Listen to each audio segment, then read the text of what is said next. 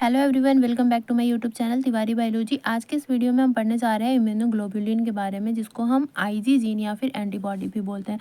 तो अगर कहीं पे इम्यूनोग्लोबुलिन की जगह पे एंटीबॉडी हो या आईजी हो तो कंफ्यूज नहीं करना है, ये सब टर्म इम्यूनोग्लोबुलिन के लिए यूज करते हैं।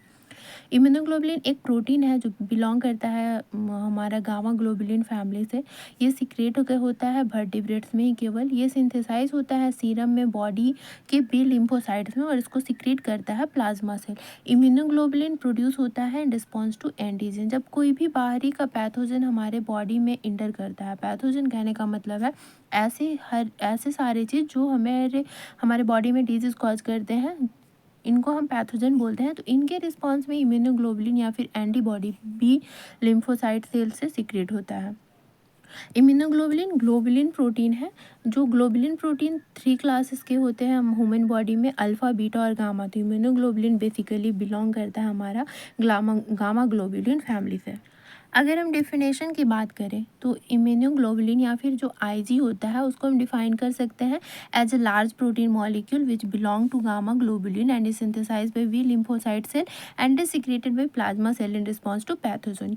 इम्यूनोग्लोबुलिन हेट्रोडाइमर होता है। ये ऑकर होता है 2 फिजिकल फॉर्म में। पहला तो ये सिक्रेटेड होता है सेल में, और दूसरा बाउंड टू सॉल्यूबल मॉलिक्यूल। कोई भी सॉल्यूबल मॉलिक्यूल से बाउंडेड हो सकता है या फिर डायरेक्टली सेल में सिक्रेट होता है। अगर हम फंक्शन की बात करें तो ये सिक्रेटेड होता है in response to pathogen, generate करता है इम्यूनो रिस्पॉन्स। एंटीबॉडीज़ के सेक्रेट होते ही हमारे इम्यूनो सिस्टम पूरे एक्टिव हो जाते हैं। लॉन्ग लास्टिंग इफेक्ट देता है, क्विक रिस्पॉन्स होता है, और ये मेमोरी क्रिएट करता है। मेमोरी क्रिएट करने का मतलब हुआ कि जैसे एक पैथोजन हमारे बॉडी में इंटर किया, उसके अगेंस्ट जो एंटीबॉडीज़ बनती है, तो अगर सेम पैथोजन फिर से अगर अटैक करती है हमारे बॉडी पे, तो वो एंटीबॉडीज़ हमारे बॉडी में पहले से बनी हुई रहती है। इसी को हम बोलते हैं कि ये मेमोरी क्रिएट करता है। अगर हम स्ट्रक्चर की बात करें तो इम्यूनोग्लोबुलिन वाई शेप्ड स्ट्रक्चर होता है, जिसमें 2 लिम्ब होते हैं, स्टॉल्क होता है, 4 पॉलीपेप्टाइड चेन होते हैं जो कांस्टेंट और वेरिएबल रीजन का बना होता है, जिनमें हिन रीजन और फ्रैगमेंट भी पाए जाते हैं।